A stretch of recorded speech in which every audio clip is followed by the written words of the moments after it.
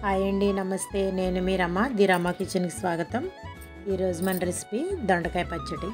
ఈ దొండకాయ పచ్చడి రైస్లోకి, దోశల్లోకి కూడా చాలా బాగుంటుందండి. ఇది ఎలా చేసుకోవడానికి ఏమేమి కావాలి ఇప్పుడు చూద్దాం. ఈ దొండకాయ పచ్చడి చేసుకోవడానికి కావాల్సిన పదార్థాలు: దొండకాయ ముక్కలు. ఇక్కడ నేను 150 గ్రామ్స్ వరకు దొండకాయ ముక్కలు తీసుకున్నాను.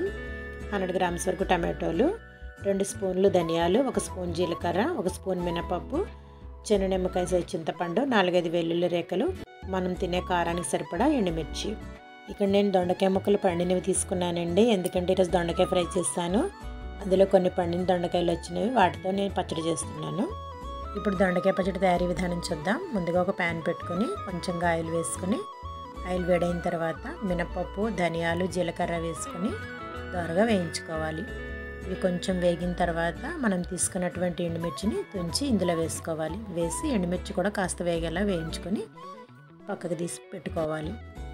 ఇప్పుడు ఇదే ప్యాన్లో మరి కొంచెం ఆయిల్ వేసుకొని అందులో మనం కట్ చేసి పెట్టుకున్నటువంటి దొండకాయ ముక్కల్ని వేసి కొంచెం సేపు మగ్గించుకోవాలి. దొండకాయ ముక్కలు వేగడానికి కాస్త సమయం పడుతుంది కాబట్టి ముందుగా దొండకాయ ముక్కల్ని వేయించుకోవాలి.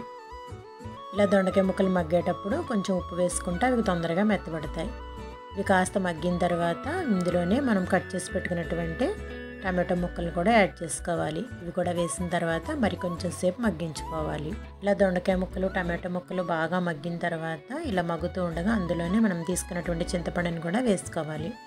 ఇలా వేడిగా ఉన్నటువంటి టమాటోలు వేయటం వల్ల చింతపండు అనేది తొందరగా మెత్తబడుతుంది. ఇలా వేసి మరి కొంచెం సేపు మగ్గించుకొని గ్యాస్ ఆఫ్ చేసుకొని కొంచెంగా కొత్తిమీర వేసుకొని చల్లారబెట్టి పక్కకు పెట్టుకోవాలి. ఇప్పుడు పచ్చడి చేసుకోవడానికి మిక్సీ జార్లోకి ముందుగా మనం తీసుకున్నటువంటి ధనియాలు, జీలకర్ర, ఎండుమిర్చి వేసుకొని అందులోనే దొండకాయ ముక్కలు, టమాటో ముక్కలు, కొత్తిమీర వేసుకొని దాంట్లోనే వెల్లుల్లి రేఖలు కూడా వేసుకోవాలి. వేసుకొని పచ్చడికి సరిపడా ఉప్పు కూడా వేసుకోవాలి. ఇప్పుడు పచ్చడిని మెత్తగా మిక్సీ పట్టుకోవాలి. మరీ మెత్తగా కాదు, కాస్త బరకగా మిక్సీ పట్టుకుంటే బాగుంటుంది. ఈ పచ్చడికి పోపు వేయకపోయినా కూడా బాగుంటుంది, కానీ నేను ఇక్కడ కొంచెంగా పోపు వేసానండి. ఆవాలు, జీలకర్ర, ఎండుమిర్చి, కరివేపాకుతో పోపు వేసాను. పోపు వేసి పచ్చడిని దీంట్లో వేసి 2 నిమిషాల సేపు మగ్గించుకొని ఒక బౌల్లోకి తీసుకొని వేడివేడిగా పచ్చడిని రైస్లో కానీ దోశల్లో కానీ సర్వ్ చేసుకోవచ్చు.